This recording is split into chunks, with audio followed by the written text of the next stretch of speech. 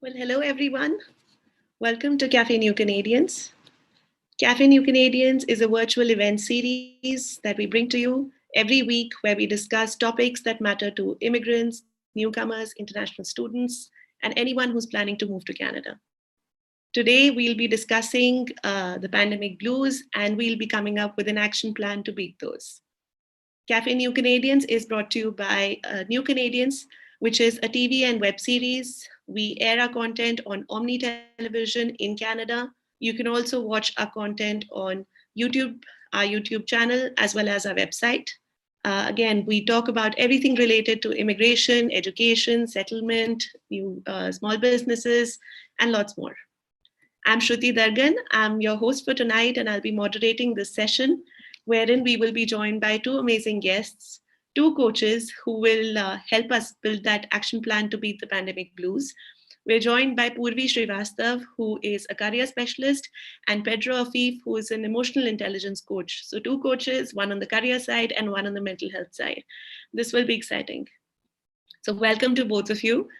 And before we start discussing the topic with our guest speakers, let me remind those joining us today, either on Zoom or on YouTube, where we're live streaming this webinar, that if you have questions, and make those personal because we've got amazing guests with us today who will be answering those. So ask those questions to us using the Q&A tab on Zoom. And if you're joining us on YouTube, you can share those questions in the chat box. So, of course, I don't think today's topic really needs an introduction. It's all about the phase that we're in. It's all about understanding the situation that we're dealing with, which is the pandemic, the lockdown. It all began a year ago, and things have just been that way. Some things have changed. We can't really say that a lot has changed. So let me welcome the guests, Pedro and Purvi, and begin with an introduction so that you could share a little bit about yourselves and help the viewers understand more about you, and so that they'll be able to ask you the right questions as well. So Purvi, let's start with you. Okay, thank you so much. First of all, it's a pleasure to be here, and thank you for inviting me to this amazing session.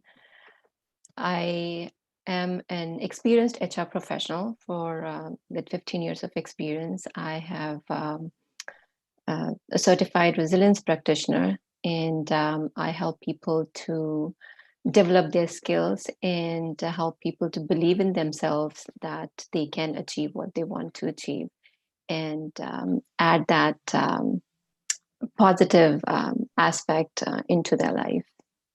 Thank you.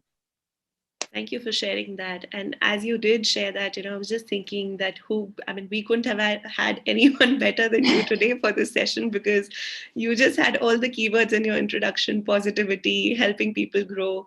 And that's exactly what we're here together for. Pedro, let's hear from you. Thank you so much, Rudy. So my name is Pedro. I am a psychotherapist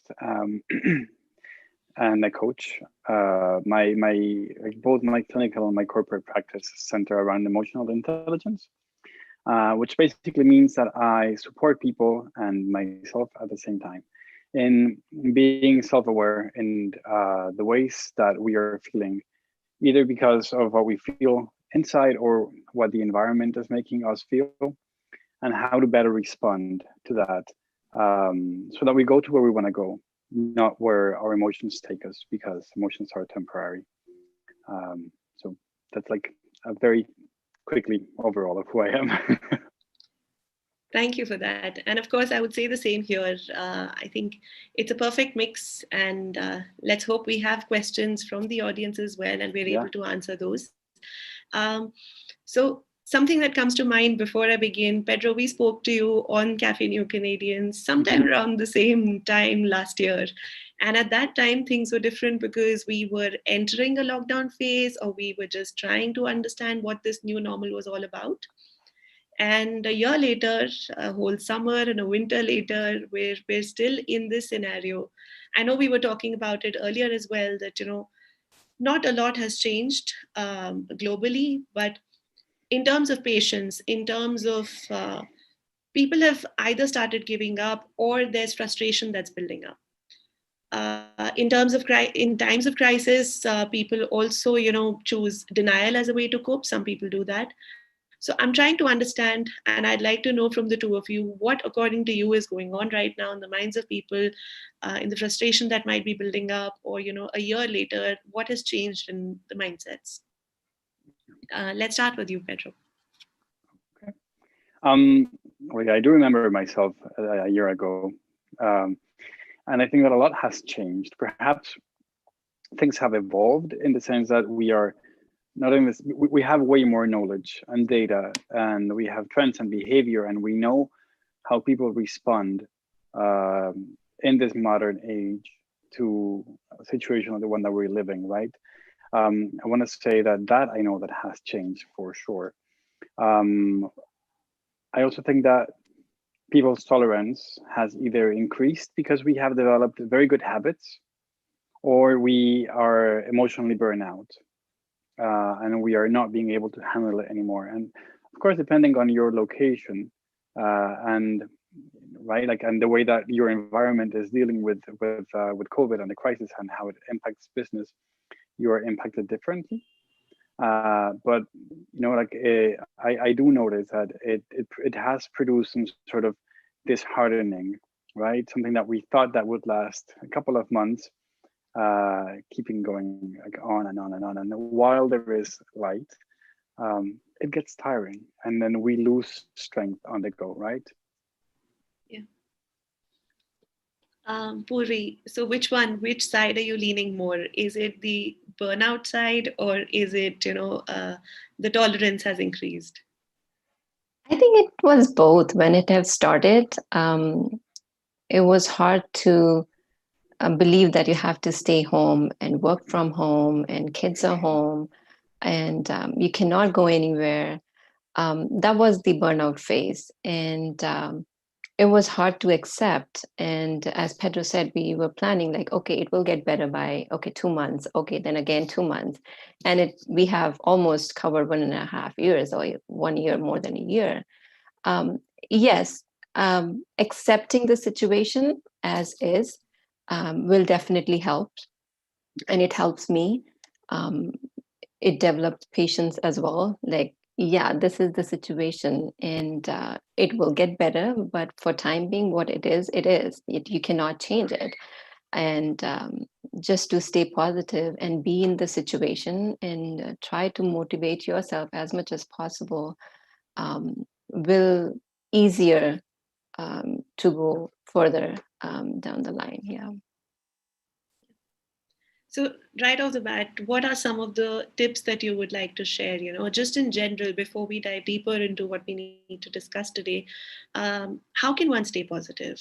If I were to just come to you on a random day and ask you, I'm feeling low, or if I'm just not feeling all right, what's maybe that one tip that you'd like to share with me? I'll start with you first, Purvi. I'll ask you, and I'll come to Pedro then. Sure. I think first is to accept the situation where we are in, and try to build the plan according to that. We cannot go out, we cannot do anything, but we can do so many things at home as well. And just express the gratitude of what we have at this point of time. Be who you are, and believing in yourself, and especially having know yourself, like self-awareness, I would say, is very important, and which will help you to cope up with the situation. And exercise, I would say, it helps me. And just 15 minutes. Don't do like half an hour. Just start with 10-15 minutes, and definitely it helps. And especially with the I am doing meditation for a very long time, and it helps you to calm your mind and body. Just take small step. If you cannot do it for half an hour, 15 minutes, start with 1 minute. And that feeling of achieving that 1 minute is a great motivation. So these are the small steps that you can take, and it will get better for sure. Yeah. Pedro, what are your thoughts? I was just seeing a post, maybe not kidding, like 7 minutes ago before we started, um, of a friend of mine who is a fantastic fitness coach, and she posted something about when motivation runs down, discipline must take over, and it hit me in the head harder than Miley Cyrus in a wrecking ball, uh, because it is true, right? Motivation runs slow. So if there's one thing that I would say is discipline, like building discipline would be the one habit that I would cling to absolutely. And if you give me one thing to choose to become disciplined with, would be meditation. Just like Pruthi said, for one single reason, right? Emotions are temporary, and I know that because, well, because I'm in a funk right now. But they are temporary, right? And meditation really, really grounds us into a better place, into a different center. And if we can build a habit of doing that, regardless of how we're feeling, we will be able to approach life in a way better place. Meditation as a practice, of course, I mean, is something that would help you go through so many phases in life. As an everyday practice, of course, it works. But I'm just wondering, we're talking about staying positive. We're talking about understanding that there is a problem, identifying that issue, and then working on that. Is it always true that one is able to understand that there's a problem around? Sometimes it also happens that we're feeling a certain way. It's hard to point exactly or put a pin on what that emotion might be. uh, how can one figure that out, and then what's the fix for it? Do you want to go, Pruthi? Okay. I think most of us, we live in a denial state. We know we are upset, but we don't want to accept. But like we have to accept the situation as is and try to, as Pedro said, like our thoughts controls our emotions, right? If we are thinking positive, we will feel positive and do positive and be happy. If we think that or things are not going right, or what will I do when I stay home? I'm not getting a job. That affects the negative emotions, right? I think we have to intentionally, and we all can do it. We have to focus on the thoughts that we have, and just spend like a couple of minutes a day, and while going to sleep or before, like in the morning, whenever you get time, I think it can be solved, or can be easily done. Pedro, is there something you'd like to add here? Yeah. I think that, I'm just gonna echo what Pruthi said, because I think that acceptance is the floor of change, right? And I think that there's a bit of a misunderstanding when we say you gotta accept what's happening, and because people, and myself included in the beginning, is like, yes, but I don't want to accept it because I don't want to get stuck with what's happening. And accepting something does not mean that you have to settle and make it permanent. Accepting means like, if you just stop fighting something that is already happening and invest your energy just like finding a solution, or just like assessing the ground and then see where it goes, right? But we spend so much time fighting reality, which is already there regardless of us, that we just waste energy and resources in something that could be more useful. So acceptance is basic, I would say. It is happening whether we like it or not. So just like stop fighting. I think now would be a good time for you to also unpack, what does emotional intelligence? Your title said an emotional intelligence coach. Now, that's a heavy word, emotional intelligence, and towards what exactly is it? How can one practice it? So if you could unpack that for us, tell us a little bit more as to how one can, practice that as well. Of course. By definition, emotional intelligence means that one is aware and noticing what one is feeling at the moment that one is feeling feelings and emotions, right? And the reason that it's called intelligence is because because we are noticing what is happening within, then we can respond instead of react, right? So we can choose where to lead our actions, our behaviors, our thought patterns, et cetera, because we're having data from our emotional state, right? There's a whole neuroscience behind that. But in a simple way, this is what emotional intelligence is being able to notice what I'm feeling while I am feeling it and consciously respond to that so that I go where I want to go as much as possible. So you mentioned consciously responding to a situation and not impulsively reacting to it, right? Yeah. Now, in this situation, bringing it back to COVID and the pandemic, we've so far talked about, understanding what the problem is, figuring out what the problem is, and then finding ways to be able to tackle that. Some people have done so right from the beginning when the lockdown happened or a bunch of other restrictions have happened. Someone, found maybe a fitness routine online. Like Purvi said, that exercise, of course, is a great idea right now. Somebody maybe just hanging out with friends and family on Zoom, virtually, however that's possible. Some others found more productive ways of, upskilling and finding courses and ways of either interning or, advancing their careers. So is that the right way? And share some more tips as to how one can do that better. Is that for me? Pedro, your thoughts, and I'll come back to Purvi for some career-related tips there. Yes, I think that the first thing that I would say about this is that I have seen around clients, patients, social media, everything about like how I thought that I would be after during lockdown, like fit and committed, and how I really am, and like all deflated. And I mean, and both things are true, right? Some folks got it, some folks didn't. And I think the one thing that is common for everyone is that this was an unknown scenario. We did not know what to expect, right? And so a bit of self-compassion is very important as we assess what happened and where we are now, because it was unknown territory. Perhaps it is not anymore, right? So what I would say is,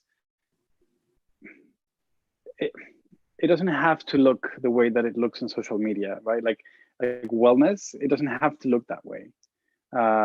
Your fitness routine, it does not have to look that way, and your meditation doesn't have to look that way, right? It really, I think that if there's an opportunity here, is to find and tune yourself into whatever feeling okay means for you. And if you take me to why emotional intelligence is important and relevant in this area, it's because and this is a challenge for me, to be honest, if I am able to notice what makes me feel okay and replicate that according to my own standards and not comparing myself towards how everyone else is handling the pandemic, it'll be way more joyful, and I'll be able to enjoy it more. And because it is in agreement with who I am, I'll be able to do it with more happiness, right? So that is my take on that. I hope I answered your question. You did. And honestly, what we're discussing today are not easy questions and answers, because it's something that everyone's feeling, and there's a slight variation to what you might be feeling as opposed to what I might be feeling. And therefore, I mean, it's important to be talking about these things and to be discussing mental health, to be discussing what one might be going through and how to use that, channel that energy into something positive. Yeah. So of course, I think you did answer my question. Purvi, coming to you, I'd like to know, we've talked about trying to stay positive, building good habits. One of those habits will be to stay productive as well. Now again, like some of the other words, productivity or not procrastinating, these are again things. I, as a person, I can procrastinate for hours looking and searching articles how not to procrastinate. So that's a different kind of procrastination altogether. So how do you overcome that? And from the career side, what are your tips to be able to do that the right way, or productivity tips that you'd like to share? I think I can say the procrastination is everyone does it, and we work at our own convenience, and we find the reason for that too. But to be productive, it's first, as I said earlier, we have to figure it out what actually we want. And unless and until we find that, we won't be able to take another step. So if we know this is the certain kind of a job I need, or this is a certain kind of industry that I want to go in, um, follow that company, follow the experts from that company, and work onto it, research the company. And at this point of time, I would say for professionals and who are looking for a job, LinkedIn is the best platform. And you get so much of knowledge through LinkedIn professionally, how you can build your resume, how you can cope up with the situation, what you can do for an interview, or talk to the people, networking. These are the things that will make you busy. And lastly, if you have to do something, do it today. Like, just take small step. And when you do it, you learn. And that's the best. Like, just go and do it. Yeah.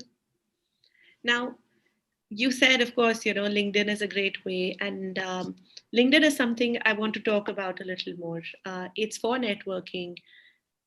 It's also, you stay online, you're working online, not just LinkedIn, virtual platforms all across.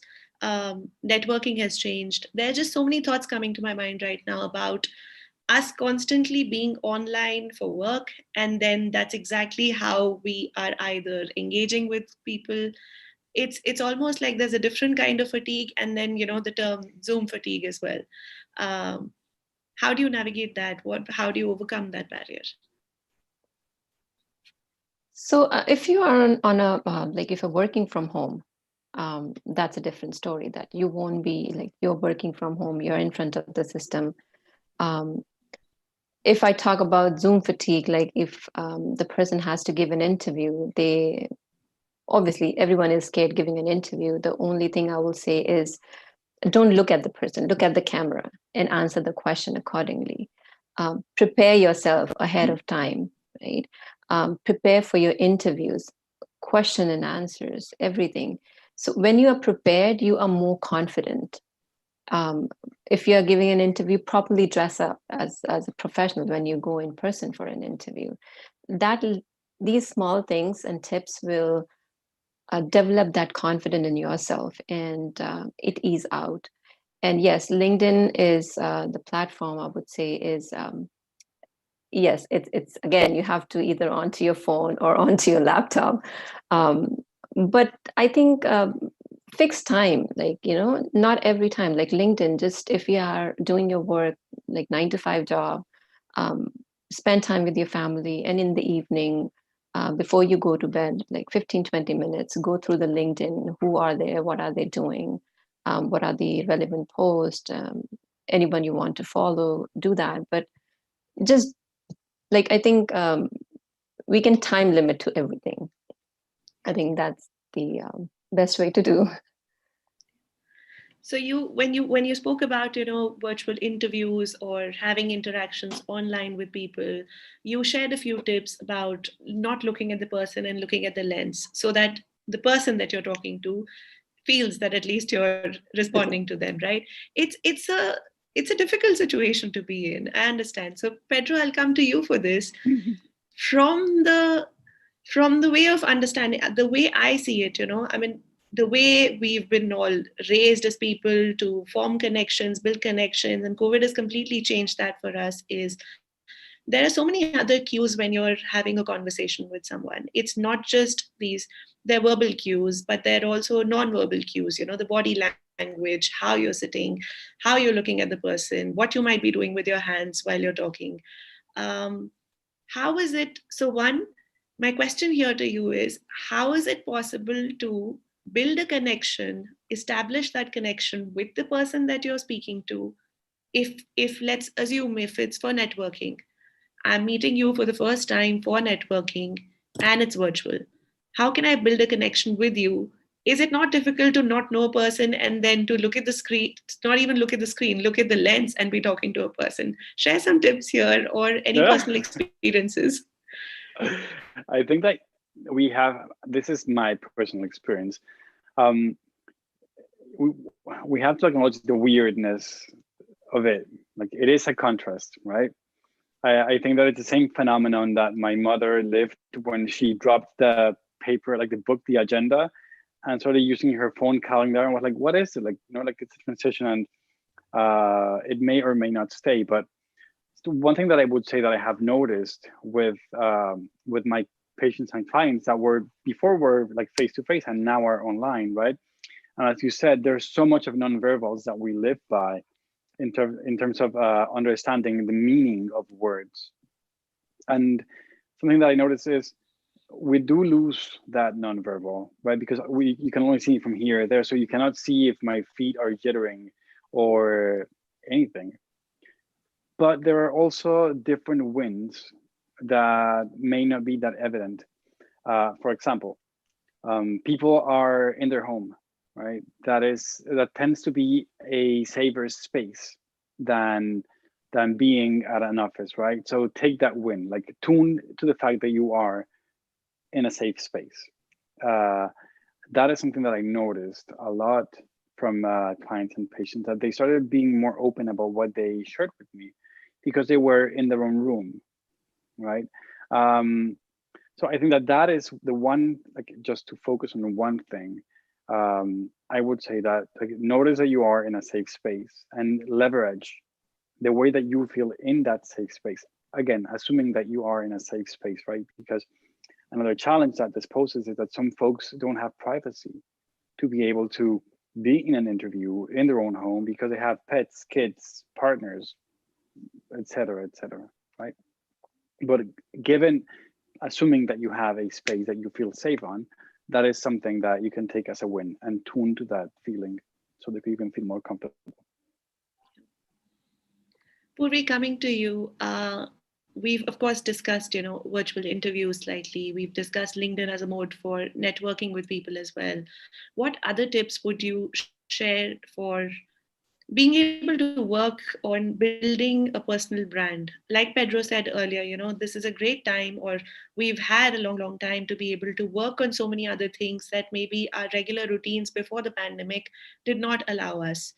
So, are there any ways that you'd like to share for the audience? And right after that, I'd like to come back to the both of you for personal experiences.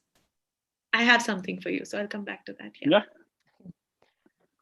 For the personal brand, it is necessary to build a personal brand. And first of all, the people will ask why we should create a personal brand. It is a package of your character traits and the capabilities that makes you who you are. And if you're job searching, it will be good for you to tell your characteristic, your personality, how you are as a person. So again, I will say, figure out who you are and what you want to know for. Like, if you are for example, business analyst, so you have to build that around that area. Like, if you want your job in that particular field, again, research the industry that you want to go in. Networking is the best thing you can do. And when you do networking and when you send an invite on LinkedIn, always send a personal message with that. And personal brand will also will be asking for an informational interview from the expert or from the person from that industry, where you get to know what the industry is all about, and as well as at the same time you will know that person, and in future you can ask for a recommendation or any references from that person, and prepare an elevator pitch for yourself. And that will also help you in an interview when you answer the question, tell me about yourself. It's almost the same thing. And these are the things that help you to create and grow your online presence. And that creates your personal brand. And you can create your website as well, portraying all your strength, your achievements, your accomplishments, your experiences, your education. So that is the easy way to tell people who you are as a person, and what you want people to know you for. Now, you talked about job search, and there's something that I'd like to, of course, discuss over here is skills. Purvi, you, of course, interact with a lot of newcomers, with job seekers, and who are trying to, either advance in their careers, find employment. What are some of those skills that you would highlight in your experience, having looked at various resumes, or, that you recommend to others? What are some of the top skills to have in a remote work from home environment right now that one must definitely either communicate verbally in an interview or list on their resume? So at this point of time, when we are working from home, I think there are a couple I would say is, first is the organizational skills. You have to be organized. You have to set time for things that when you have to post your resume, set days and times. Like, especially I tell people to do resume on weekends, especially Sundays, because Monday morning they will get your resume and they top onto email. They get so many emails, right? Organizational skills is important because you are organizing according to that. Second is the time management. You are here working from home. You don't have to go anywhere. Okay, I'll do it after 5 minutes. Okay, let me do this. I'll do it after 10 minutes. Because when you post, when you apply for a job, and when you tailor your resume according to the job responsibility, you won't be able to send 2 to 3 resumes a day, because it takes time. You build your resume, you build your cover letter, identify the keywords and work according to that, and do that. So organization skills, time management, and communication is also one of the key skills, I would say, is essential. Now, you mentioned communication, and I was hoping you would mention that. That's something I want to come to Pedro for. It's a broad term again. I wouldn't say that people use the term loosely, because communication skills are it varies in how one would interpret and what one is trying to actually communicate when they say so.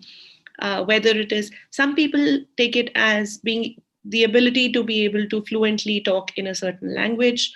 Some people take it as, to be able to put across your point confidently, without offending others. There's so many different things that constitute this entire category called communication skills. What would you say, Pedro, are some of the top things to keep in mind, and explain that you're good at your communication skills? What are some things that one would have to keep in mind as, like, when we're thinking about communication skills? Yes. It's a very good question. I find that it is always harder to say something when you don't know how it feels. It is true. Like, thoughts and feelings are interlocked. They're not separate. We're just not used to listening to the way that we are thinking, right? It is a fact that for the majority of our day, we just go, because we have habits and routines. So kind of like piggyback riding on what Purvi said about preparing, I would definitely rehearse, even if it is with myself, like, what do I want to say? And I want to share something with you. People, and by people I mean me and people I know, don't rehearse in front of a mirror because it produces shame and embarrassment. Right? If you can tune into the fact that you're feeling embarrassed because you may look silly because you've never done it before. And you can own that embarrassment and listen to what your brain is saying about, I'm not good enough, I'm not gonna get this. And yeah, I mean, just listen to that and then keep doing it, right? If you can tune into that and rehearse and practice, I would say that is one of the best things that you can do to improve communication, because you're better grounded, right? Yeah. I think that's a very quick hack that everyone can do. A follow-up question here for you. So communication skills, there are different components as well. It's not just about the ability to convey what you're feeling or what you wish to communicate. There's also a big component of listening. Listening skills are key when it comes to communication, or being able to practice empathetic, responsive communication. Any thoughts on that? Or if you'd like to elaborate on that? Yeah.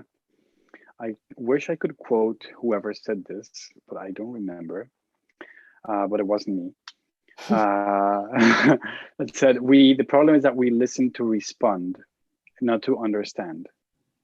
And that is, I think that is something that we would really benefit from keeping in mind, that if we can take a moment to listen, like to really think about people said without wanting to get our point across immediately, we could go beyond the words that are being said. And we tend to be able to attune emotionally more into the intention of the conversation. And therefore, this is only logic, and therefore we are able to respond in a more connected way, right? Because we have more access to what the conversation means. And there are a million examples, but like the typical examples is when, between couples, and someone says like, yes, but I wanted this, and what the person is saying, like, this is what I needed, but the other person heard, well, I didn't do it good enough for you, right? And different messaging, different conversations, because we're not listening, right? So I think that it's very important to listen to the meaning of the words behind the words. Yeah. Now, another career-related question here, because we are discussing communication and because we were also discussing, job interviews, combining the two, there's often a question that is asked, which is about, tell us about your weaknesses, or tell us about what you're not good at, or how did you overcome a difficult situation, a challenge that you faced, or somewhere that you faltered, but you understand that. How can one navigate that question best? Because some of the common answers are, I'm just too good at everything, that's my weakness. Or so how can one not say something like that? Or, I'm just too committed, I just don't know how to delegate. So how can one move past these and share something using emotional intelligence, but also be able to convey a smart answer? Yeah. I'll give you my opinion. This is only my opinion. I think that by now recruiters know every answer in the book. So whenever we say I'm just a perfectionist, they're like, okay. I guess it's a matter of being humble enough to notice your weakness, and smart enough to shoot yourself in the foot. So be humble enough to acknowledge what you're not good at, but craft it in a way that speaks to your favor, right? I think that it sounds way different to say, like, I have found that my weakness is that I don't delegate with so much ease, and therefore I have trained in this and this and that so that it helped me strengthen it. And that's a completely different message from, I'm just bad at this, right? Purvi, your thoughts? What would you like to add here? Yes, I would say everyone has strengths and weaknesses. So if you have this question, identify the weakness that you have, but convert that weakness into positive now, right? And when answering this question, always answer weakness first and strength later. I have these 3 weaknesses and I have converted into the positives. strength, and these are my strength. So you're ending your answer in a positive note. So yes, never say that I don't have any weakness in an interview. Everyone has it, and as said, accept it, and um, as Pedro said, change it into the strength, and you have worked onto it with your experiences, and now it's your strength now. Yeah. So now you might remember I said that I have something in mind for the two of you. So at this point, I'd like to ask you, what is that one challenge, personal challenge, that you have faced through this entire pandemic phase, and what did you do about it? Either you could just share your mindset with us, what you're going through as we're discussing the pandemic blues, or a challenge that you were able to overcome. Briefly, if you could, Purvi, let's start with you first. yes, it was initially hard. It was hard to adjust, and um, because you're unable to do anything. We go to work, we drive, we talk to people, we go for a coffee, and even in an office, you chit chat and you work, but you're home, and if you have kids, they are struggling differently, and you have to handle them as well. It was hard. It has an anxiety issue. What should I do? Very disappointed at one point of time. But as I said, um, talk to people. If you are having that issue, talk to people you know, your friends, your family. Have a video chat or a voice chat with your close friends and family. And I did that. But the best thing I would say helped me is my meditation. Initially, when the thing started, I don't want to do it because, okay, why should I do it? It's upset. Like, I don't want to do it. But I just force myself, okay, let's do it for 5 minutes and see. Okay, and it helps. I have forced myself to do things, and it it definitely, if you have a routine and you follow that, as Pedro said, it will definitely helps. Yes, everyone goes through that ups and downs in their life, but we have to recognize what's going on and talk to people and work on ourselves, and things will be better. Yeah. Pedro, what's your answer? What's the one challenge or struggle? Camera off. What's my one? I think I have had many to be honest. But I know that my greatest challenge is my partner has a restaurant that has been hit horribly, right? Like I said, my greatest challenge has been withholding the need to rescue someone who is not asking me to rescue him. Because it really frustrates me, the fact that you can do nothing about it, right? So I guess my one challenge, my greatest challenge of the many that I've had, has been to remain in a sane mindset and embracing that there is nothing I can do, but to actually work around things. And if I said that there's one habit that I have built because of this, it would be to delay gratification and to do things that I don't feel like doing, but that I know that will get me out of the funk. And that's been a great win, I would say. Let's take a few audience questions. There are some which are about, the mindset or how we're feeling, and there's some about careers as well. So what's that one tip you would give to a new immigrant living away from their family to cope with the current situation? The borders are locked, or, because of the restrictions, many people living away, or those who may have just recently moved, have not been able to visit family. They have not been able to visit them. What's that coping tip that you have to share, Pedro? I would say that it is really not. I'm not gonna say it like in a very joyful, positive note, because like the reality is that it's awful, right? I mean, it's not nice. But something that does help, other than what we have mentioned before, because I think that we can build on that, is acknowledge that there is very easy to reach out to communities of individuals that are in the same position as you are at the moment virtually. And this is a belonging principle of human beings. Like, we get soothing and peace and strength in numbers. So when we notice that there are other people going through the same thing, we feel not as bad. And that is it has soothing effect. So I would say find community, even if it is online, right? Connect with people that are going through the same thing as you and share experiences. It makes a humongous difference. A career-related question next for you, Purvi. So for many newcomers, and just to establish the context here, job search has been something which has been difficult.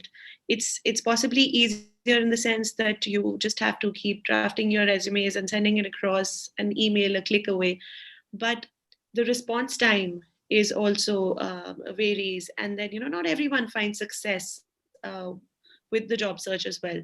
So at what point should a newcomer who is encountering many challenges with finding work in their field, now this is a question from Brent, at what point should they consider a plan B, or what are those market signals that one should look out for that tells them that maybe what they were thinking for their original career isn't really working and now it's time for plan B? So I would say, identify your skills, your transferable skills. As I said, if you have, for example, a business analyst, but you have also worked with the project management area as well, so you can look job onto that area. Yes, it takes time. The thing is not good at this point of time, and it will change, and it is a bit changing.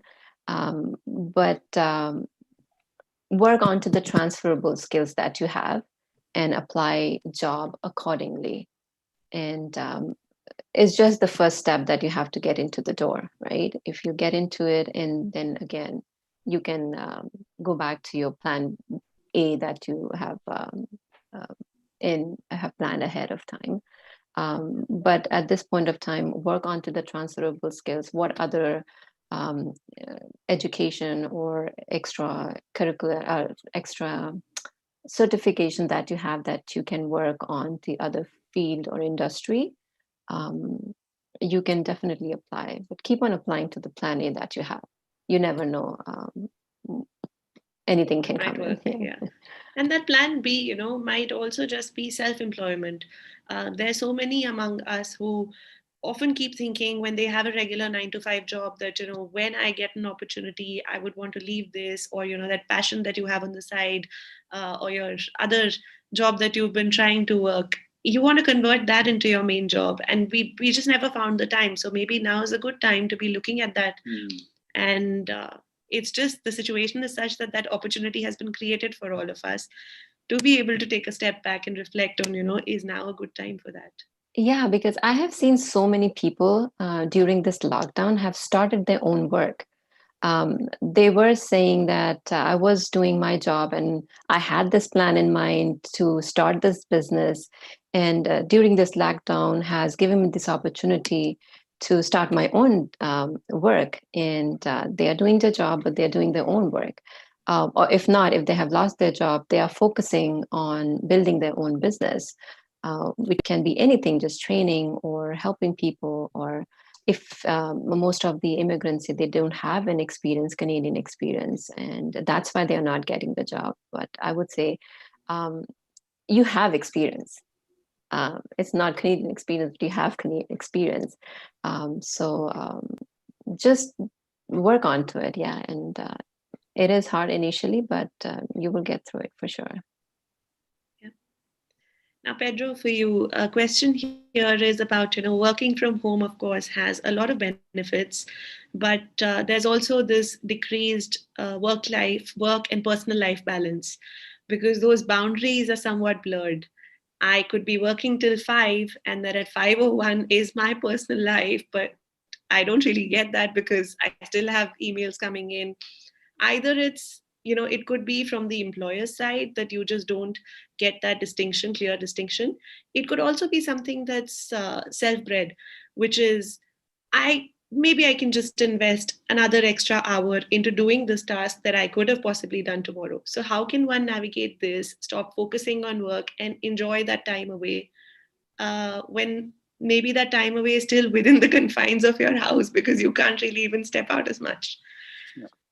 I will say three things: appreciation, boundaries, and rituals. What does it mean?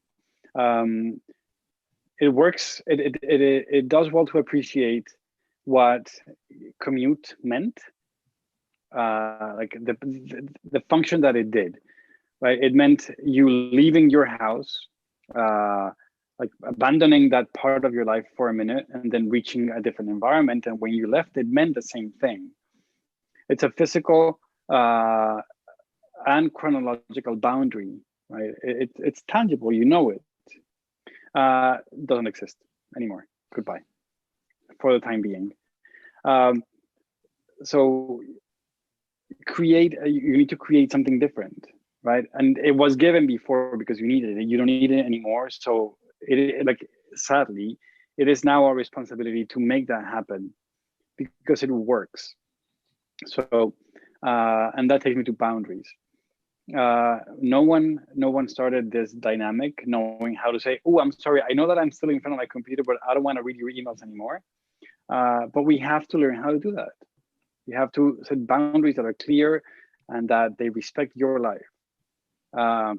And boundaries are easily broken if you remain in front of the same source that gives you work, which is a computer, right? So produce, like, building rituals that help you create the signifying actions of, okay, I'm done, like I'm done. It really helps your mind say, oh, okay, let me shift the gears into something different. So it's something that happened before automatically. Now it doesn't, and we have to do it by hand.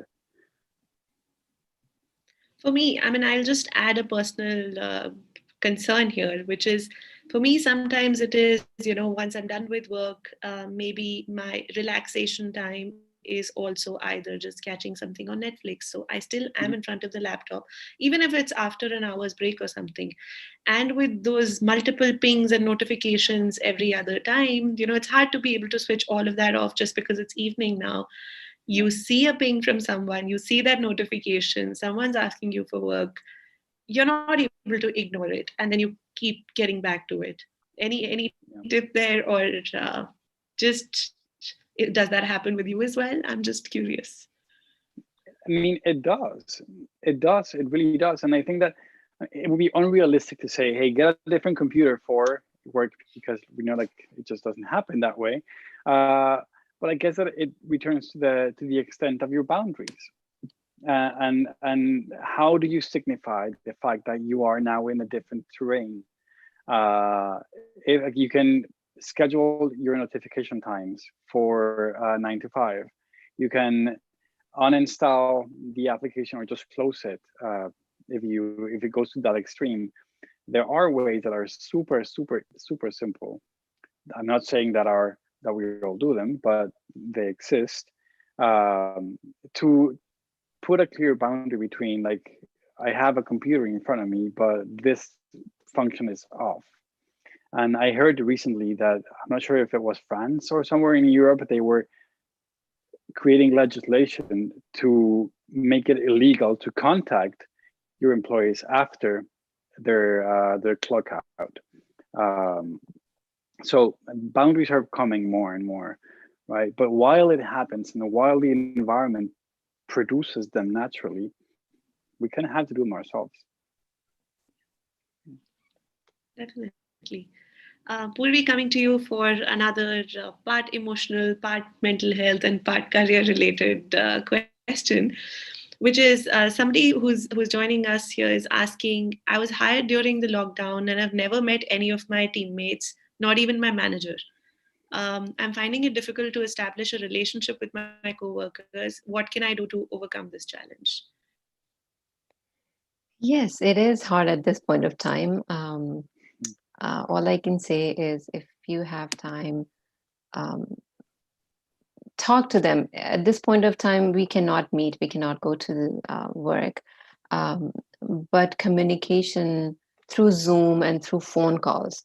Um, Again, the communication, everything that you type, like through email, cannot be conveyed um, the way you want to. So um, talk to them as much as possible. Ask questions if you have concerns.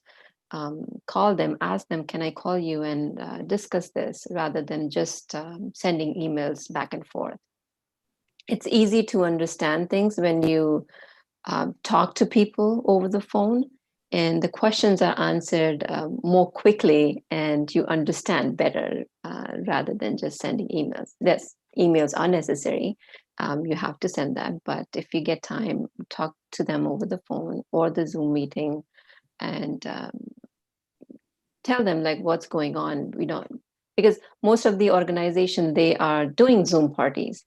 Apart from the work, they are having different kinds of activities like painting or just like take your own drink and have a small meet for 15-20 minutes, so that the company can do, and if not, then the team members can do it together. So these are the things that will be helpful. Yeah. Now, I of want to add course, something to that yeah, quickly, sure. if I may. In an organization that I work for, there's something happening that is very cool, and it's called 5 minutes of no shame or something of that sort.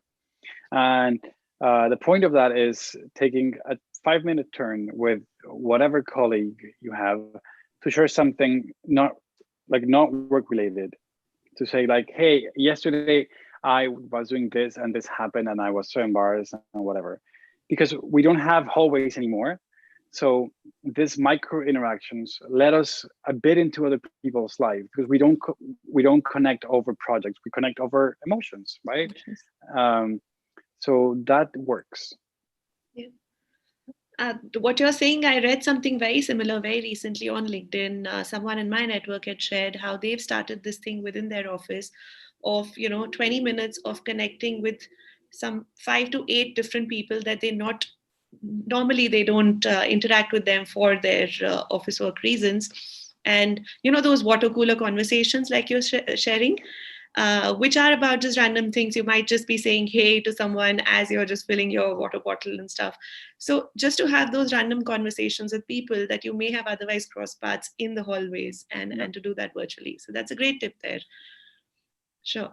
And with that, I mean, we're now just towards the end of it all, discussing this different techniques and the challenges that we've discussed today. Of course, we talked about the pandemic blues, the different challenges, and we talked about the different things that can contribute to that action plan. But to conclude, Purvi, what is your 1 or 2 step action plan that you would like to share, or something to summarize what you have shared so far as a conclusion for our viewers? What should they keep in mind to be able to beat those pandemic blues? First of all, I say be positive. Think positive and be positive. Um, if you will think positive, the positive things happens. Try to be happy. Try to be organized. Have a routine for yourself. And even if you like it or not, follow that routine. And if you can exercise, that will be good. And yeah, eat healthy, have a good sleep, and don't watch phone before you go to sleep. Definitely. Lots of those that I think all of us need to keep in mind. We share those, but sometimes we're guilty of doing those ourselves, right? Yeah. Yeah. I try to not to. I try to switch off my phone by 9:30 or 10. Try not to see. It works. Yeah. You get good sleep. Sure. Pedro, coming to you in a minute or less, what is your list of action steps that one can take to beat the pandemic blues? Okay, this is what I tell myself. Write it down. Like, emotions are temporary. So whenever you feel that emotions are overriding whatever's happening, just take a seat and remember, this is temporary. I will not be feeling like this soon. Take a break. That would be the number one thing that I would say. So like, remember, emotions are temporary, and if you want like do the things that you don't like doing, but will take you to where you want to go. Those would be like the two things that I would say that if I could do perfectly, those I would do. Well, thank you to you, Pedro and Purvi, for sharing these wonderful tips, for sharing your personal experiences as well, and answering the questions that the audience had. It's a difficult phase that we're on all indefinitely. It's important to acknowledge that from the anxiety of entering a lockdown phase to now the anxiety of even hating the whole idea of going back to office someday. We've been through a lot, and there's a lot more to navigate. So thank you for helping our viewers build that action plan, and thank you so much for your time. With that, Thank of you. course, like today, we do bring lots of sessions as part of Cafe New Canadians to our viewers every week.